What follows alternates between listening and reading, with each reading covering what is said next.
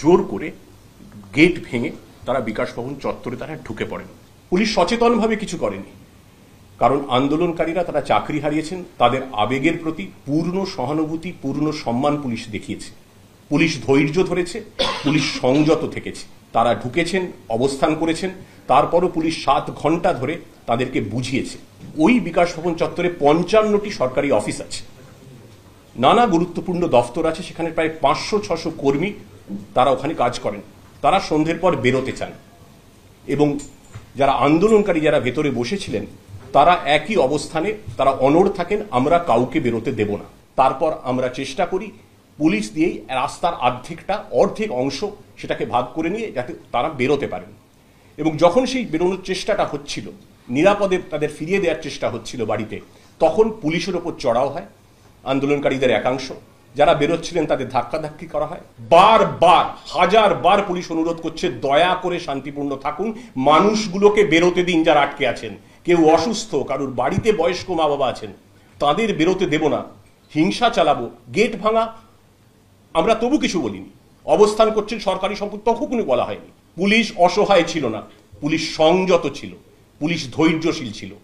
কিন্তু যদি মানুষকে ঘরে ফিরতে না দেয়া হয় তখন তাদেরকে যাতে নিরাপদে, সেটাও পুলিশের দায়িত্বের মধ্যে পড়ে। তারা আমাদের ফোন করছিলেন, বাড়ি কখন যাব, মা অসুস্থ, ছেলে অসুস্থ, শরীর খারাপ লাগছে, ওষুধ নেই, খাবার নেই। তখন যেটা প্রয়োজনীয় পদক্ষেপ বলে আমরা মনে করেছি সেই পদক্ষেপ আমরা নিয়েছি। 19 জন আমাদের পুলিশ কর্মী আহত হয়েছেন এবং যাদের এই উস্কানিতে আন্দোলনকারীদের একাংশ যারা আমরা চিহ্নিত করছি সিসিটিভি ফুটেজ দেখে, যারা এই বিশৃঙ্খলায় অগ্রণী ভূমিকা নিয়েছেন এবং ভাঙচুর করেছেন, উস্কানি দিয়েছেন, পুলিশকে মেরেছেন, সেই ফুটেজও আমাদের কাছে আছে। তাদের বিরুদ্ধে আমরা প্রয়োজনীয় আইনি পদক্ষেপ নিশ্চয়ই নেব।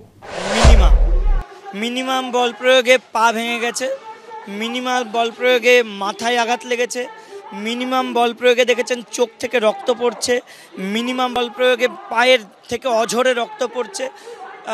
একদম ঠিকই বলেছে। প্রায় 7 ঘন্টা পুলিশ সংযত অবস্থায় ছিল। সংযত অবস্থায় ছিল, থাকা উচিত ছিল আরও 24 ঘন্টা। কারণ আমাদের দাবিটা আমরা ন্যায্যভাবে রেখেছিলাম যে এখানে মুখ্যমন্ত্রী আসুন, কথা বলুন, আর কিচ্ছু তো চাইনি আমরা। আর বিকাশ ভবনের ভেতরে যারা ঘেরাও ছিলেন, আমরা তাই সেই এমপ্লয়ীদের উদ্দেশ্যে বলেছিলাম আপনারা একটা দিন ঘেরাও থাকুন। একটা দিনে কি এমন এসে যেত?